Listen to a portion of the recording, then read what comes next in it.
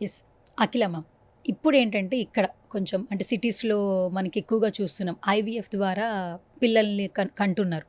కానీ కొన్ని కొన్ని చోట్లేంటంటే విలేజెస్‌లో గూడా అక్కడ గూడా ఈ సమస్యని మేము ఎక్కువగా చూస్తూ ఉన్నాం.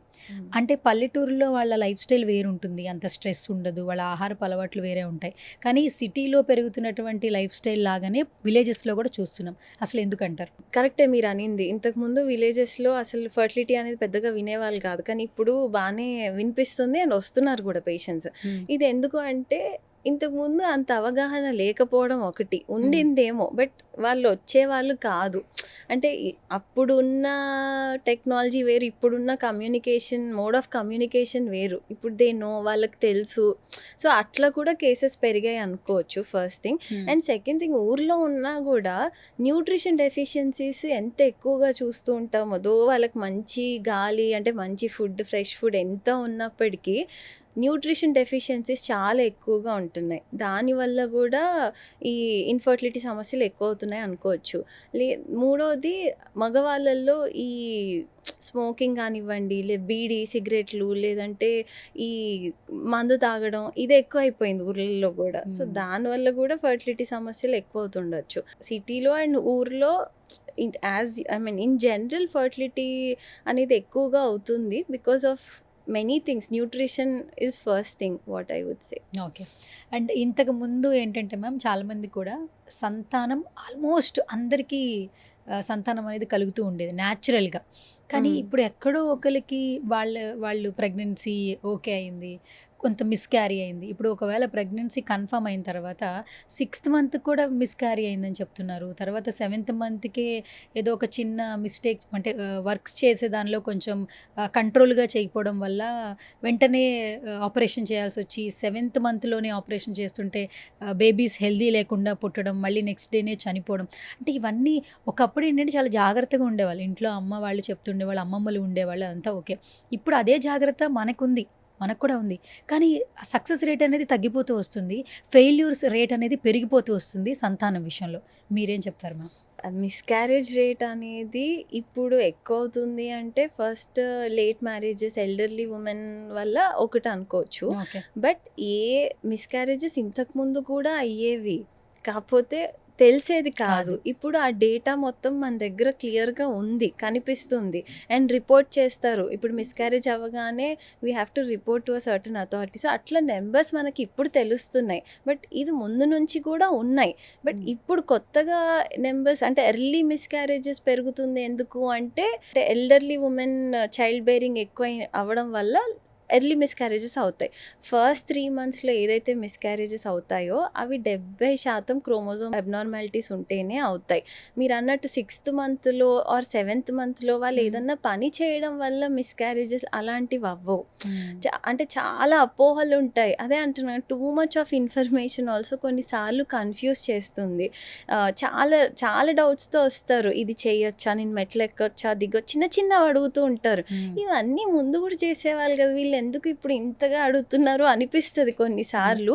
బట్ వాళ్ళు ఎక్కడో చూస్తారు. అంటే ఏదో సందర్భంలో ఎవరో చెప్తారు, నేను వంగాను, బాగా బట్టలు ఉతికాను, సో మిస్‌క్యారేజ్ అయిపోయి వింటారు.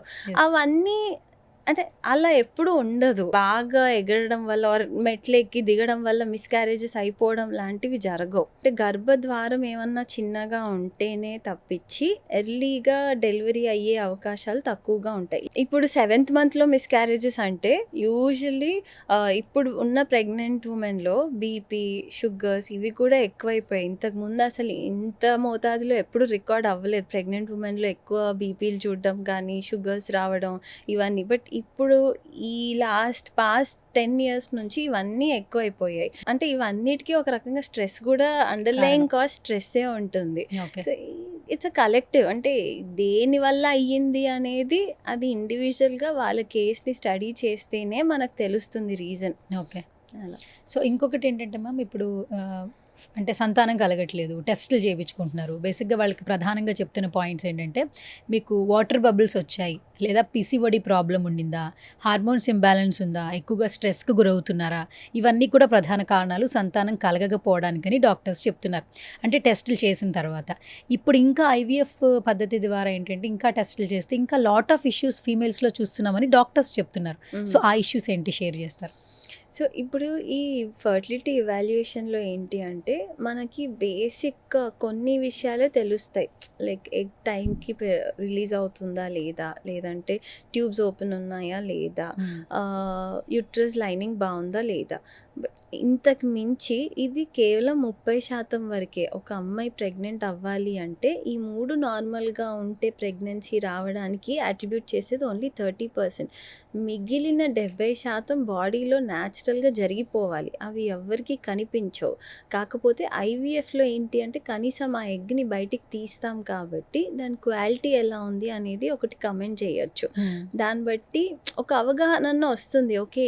ఈ రీజన్ వల్ల మేబీ దీనికి ఇన్ని రోజులు సంతానం కలగలేదేమో అనేది ఒక ఆన్సర్స్ అయితే దొరుకుతాయి. బట్ అన్ని ఆన్సర్స్ దొరకవు మళ్ళీ. ఇక్కడ ఓకే. కూడా మేమిచ్చే సక్సెస్ రేట్ 75% అన్నాను. ఆ మిగిలిన 25% ఎవరికీ తెలీదు. అంటే టెక్నాలజీ అంత రీచ్ అవ్వలేదు ఆ ఓకే. ఆన్సర్స్ మనకి తెలియడానికి.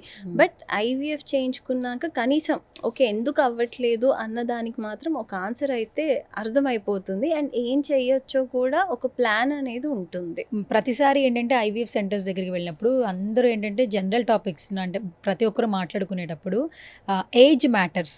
ఏజ్ ఎక్కువ తర్వాత మ్యారేజ్ చేసుకుంటే కన్సీవ్ అవ్వాలంటే కష్టం. అప్పుడు వెంటనే ఏంటంటే సెలబ్రిటీస్ ఏజ్ అయిపోయిన తర్వాతే మ్యారేజెస్ చేసుకుంటారు. ఆల్మోస్ట్ చాలామంది హీరోయిన్స్ మనం చూస్తున్నాం. వాళ్ళు చాలా హెల్తీగా ఉన్నారు. వాళ్ళ బేబీస్ చాలా హెల్తీగా ఉన్నారని చెప్తున్నారు. కానీ డాక్టర్స్ అంటున్న మాట ఏంటంటే వాళ్ళు సెలబ్రిటీ స్టేటస్ స్టార్డమ్ ఉన్నా కూడా వాళ్ళు ఫస్ట్ నుంచి చాలా ప్రోటీన్ ఫుడ్ తీసుకుంటున్నారు. That is the main reason. So అని చెప్తూ ఉన్నారు. సో మీరేం చెప్తారు యాక్చువల్లీ? ఫస్ట్ అవును. అదైతే కరెక్టే. వాళ్ళ డైట్, యాక్టివిటీ అవన్నీ right from the beginning consistency ఉంటుంది వాళ్ళు చేసే దాంట్లో. అండ్ అది చాలా ముఖ్యం.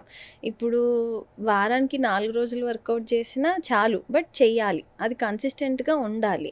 ఇదే కాకుండా ఎగ్ ఫ్రీజింగ్ అనేది ఒక ఆప్షన్ ఉంది. దాని గురించి ఇప్పుడిప్పుడు సెలబ్రిటీస్ బయటికొచ్చి చెప్తున్నారు. మేము ఎగ్ ఫ్రీజింగ్ చేయించుకున్నాము ఇంతకుముందు. సో అందుకని we are able to have our own biological child అని. ఎగ్ ఫ్రీజింగ్ ఎవ్వరికీ తెలీదు. అంటే ఇంత though we are educating so much ఇంకా చాలా మందికి క్వెషన్స్ ఉంటాయి. ఎగ్ ఫ్రీజింగ్ అంటే ఏంటి? అది నేను చేసుకోవచ్చా లేదా? నాకు అవసరమా లేదా? అసలు ఇంట్లో పేరెంట్సే అక్కడి వరకు వెళ్ళనివ్వరు. అంటే ఆ థాట్ ప్రాసెస్ ఇంకా రీచ్ అవ్వనివ్వరు. ఎందుకు నీకు ఎగ్ ఫ్రీజింగ్ అవసరం లేదులే.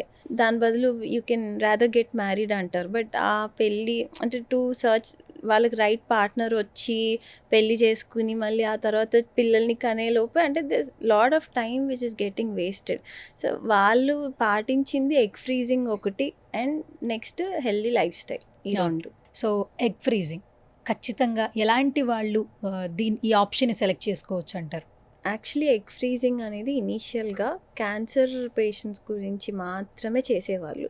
అంటే ఎవరికైతే మహిళలకి క్యాన్సర్ ఉండి వాళ్ళు కీమోథెరపీ గానివ్వండి ఆర్ సర్జరీ ఏమన్నా ప్లాన్ చేసుకునే ముందు వాళ్ళకి ఫ్యూచర్ చైల్డ్ బేరింగ్ ఉండాలి కదా అన్న కాన్సెప్ట్‌తోని తయారైంది egg freezing. First cancer patients అయితే కంపల్సరీగా వాళ్ళకి ఆప్షన్ ఇచ్చేస్తారు డాక్టర్ ఎగ్ ఫ్రీజింగ్‌కి వెళ్ళమని. సెకండ్ థింగ్ ఎవరికైతే అబ్డామినల్స్ అంటే సర్జరీ చేస్తున్నారు. అప్పుడు ఓవరీస్ తీయాల్సిన అవసరం పడుతుంది అనుకున్న వాళ్ళు ఎగ్ ఫ్రీజింగ్‌కి ఖచ్చితంగా వెళ్ళాలి. థర్డ్ థింగ్ ఎవరైతే లైక్ ఫ్యూచర్ వేరే సోషల్ రీజన్స్ అయితే ఉన్నాయి మనకు తెలిసినవే. లైక్ డిలే ప్రెగ్నెన్సీయో లేకపోతే మ్యారేజ్ లేట్‌గా చేసుకున్న వాళ్ళు అలాంటి వాళ్ళు they can go for egg freezing. So major reasons ఈ రెండే. ఒకటి క్యాన్సర్ ట్రీట్మెంట్ వాళ్ళకి, 2 ఏదైనా అబ్డామినల్ సర్జరీ ఓవరీ తీయాల్సిన అవసరం పడుతుంది అనుకున్న వాళ్ళు వెళ్ళాలి. సో అఖిల మ్యామ్, బేసిక్గా ఏంటంటే ఐవీఎఫ్ ద్వారా పిల్లలు కావాలి అనుకున్నప్పుడు ఎక్కడెక్కడ ఇలాంటి సెంటర్స్ ఉన్నాయని ఫస్ట్ సెర్చ్ చేస్తూ ఉంటారు. కానీ ఎస్పెషల్లీ మన ఫెలిసిటీ ఐవీఎఫ్ సెంటర్లో ఏంటంటే ఏ క్లయింట్స్ వచ్చినా కపుల్స్ వచ్చినా కూడా ఫస్ట్ ఆఫ్ ఆల్ వాళ్ళతో మీరు ఇంటరాక్ట్ అవుతున్నారు. ఒక హాఫ్ అన్ అవర్ 1 అవర్ వాళ్ళతో మాట్లాడుతున్నారు. తర్వాత వాళ్ళకి ఈ ప్రొసీజర్ ఎక్స్ప్లెయిన్ చేస్తున్నారు. అట్ ది సేమ్ టైం ఇక్కడ అడ్వాన్స్డ్ టెక్నాలజీ కూడా యూస్ చేస్తున్నారని విన్నాం. సో మన సుమన్ టీవీ ఆడియన్స్కి ఏం చెప్పేస్తారు? ఫస్ట్ అంటే ఎనీ ఫర్టిలిటీ పేషెంట్ ఎవరొచ్చినా కూడా డైరెక్ట్‌గా వాళ్ళకి ట్రీట్మెంట్స్ డిస్కస్ చెయ్యము. ఫస్ట్ వాళ్ళది బేసిక్ హిస్టరీ నేను చెప్పినట్టు హిస్టరీ తీసుకొని అంటే ప్రాపర్ ఇవాల్యుయేషన్ తర్వాత ఒక ప్లాన్ అనేది వస్తుంది. కొన్నిసార్లు సింపుల్ కన్సల్టేషన్ తర్వాతే కన్సీవ్ అయిన వాళ్ళు ఎంతోమంది ఉన్నారు. జస్ట్ ఒక్కసారి వచ్చి వాళ్ళకి తెలీదు అంటే ఏంటి బేసిక్ ఇన్ఫర్మేషన్‌తో కూడా కన్సీవ్ అయిన వాళ్ళు చాలామంది ఉన్నారు.